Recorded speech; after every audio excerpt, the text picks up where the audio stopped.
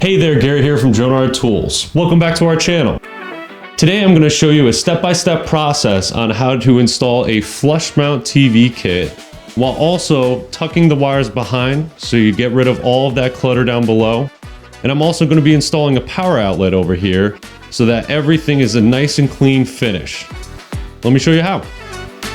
As you can see, the right TV leg is broken and there is a mess of wires and everything's just thrown around. So we're going to take all of that apart to prep our work area.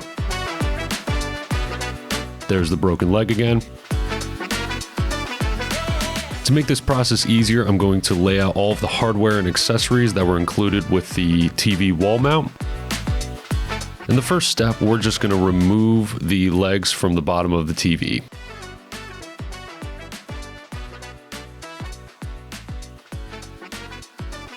Next, I'm going to install the brackets to the TV. Make sure you don't tighten these down all of the way because we are going to adjust and make sure they're level. Now that we got the brackets on, I'm going to use my level to make sure everything is lined up correctly, and then you are good to tighten down. So now that the dresser's out of the way, I'm going to measure the width of my wall to find the center point with my mammoth tape measure. And then I'm going to measure the height of the dresser. Luckily, I can mark directly onto the tape measure for this, so I can bring it over to the wall and see how much room I got. Now I'm going to find the studs in my wall. My house is a little bit older, so the studs are wider apart than most houses. And now I'm going to move my template to where those studs line up. Now we're going to make sure everything is nice and level and mark where we are going to drill. I'm just going to puncture some holes to make sure I'm hitting the studs, and then I'm going to go ahead and drill. Now that my holes are drilled, I'm going to start assembling the wall bracket for the TV. Then I'm going to line it up to my pilot holes and insert the lag bolts. I want to make sure it's level before I tighten everything down. And now I'm going to make a hole for my low voltage bracket using our WTL-12. To cut it out, I'm going to use the DWS-6.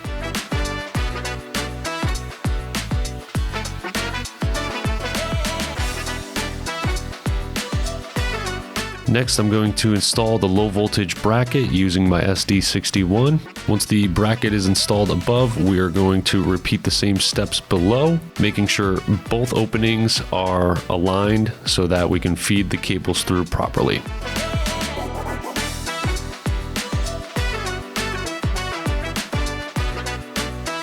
Then we're going to install our low voltage bracket.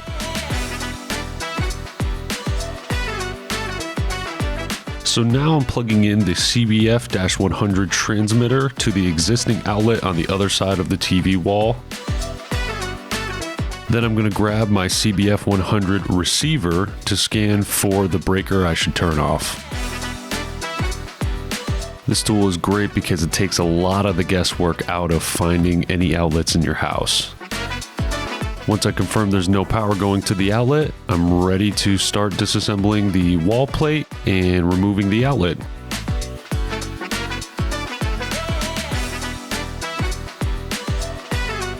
And just to be 100% sure, I'm going to use my non-contact voltage detector to check for any live wires. Now I'm going to remove the wiring to the outlet. And then I'm going to remove the electrical box to give myself as much room as I can to fish the wire through.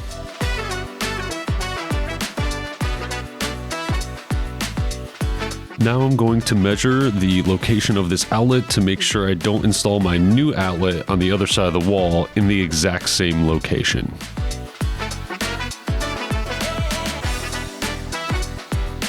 Now that my measurements are marked, I'm going to use my WTL-12 to outline where my new outlet will go. Now I'm going to use my DWS-6 drywall jab saw to cut the opening for the electrical box. Now that that's cut, I'm going to use the CF-200 Y-Spy inspection camera to see if there are any obstructions for when I feed my wire to the existing outlet on the other side.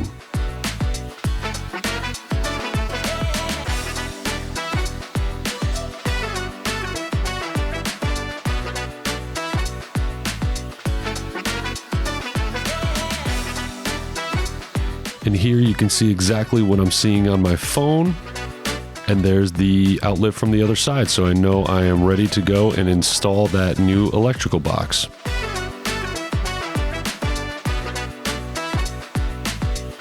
And now we could fish the wire down through the opening that we made.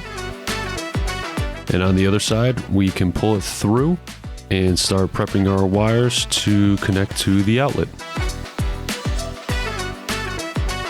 For this, I'm going to be using the WSS-612 to strip the Romex wire. I will also be using the bending holes on this tool to create a loop for the outlets.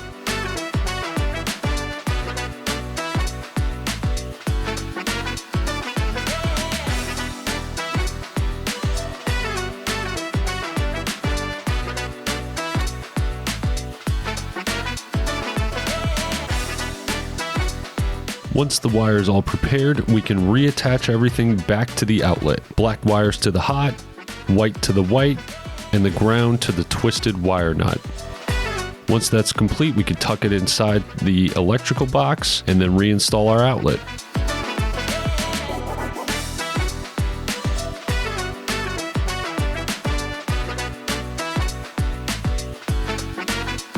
Next, we'll go to the other side of the wall to prep our wire for the new outlet.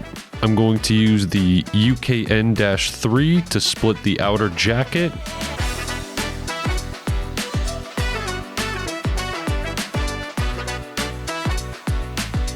And then I'll use the WSS-612 to prep the wires for the outlet.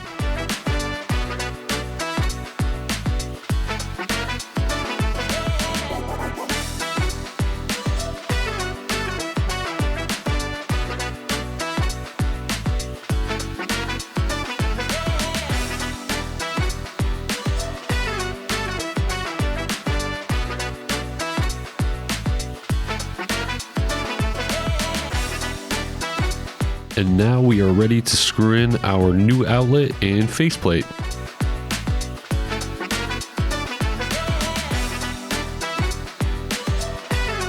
To make sure everything is wired correctly, I'll be using the GFC-1, which will tell me exactly what I did correct or incorrect.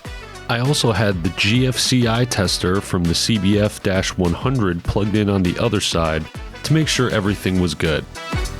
Finally, we can start to fish the wires. For this, I'm going to use the CF-200 Y-Spy to see exactly what is going on behind the wall. Off camera, I had to notch that beam so that my wire could pass through without ruining the stability of that wall. Once my Y-Spy was held in place thanks to the RDG-9 glow rod, I went ahead and grabbed the MRS-BC10 from my magnetriever and started feeding it through the notch to the lower bracket.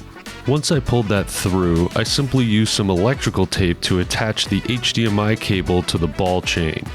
Then I slowly pulled everything through the notch and the upper bracket, leaving enough slack so that it didn't fall back through.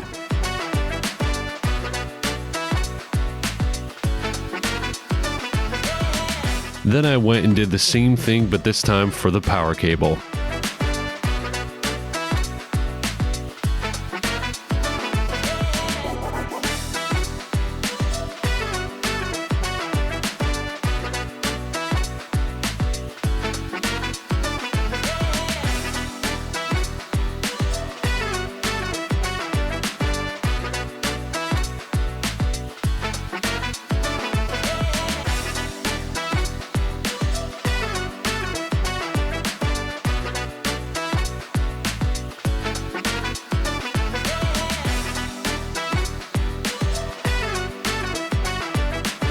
Now that the cables are in place, it's finally time to finish everything off by adding our pass-through wall plates.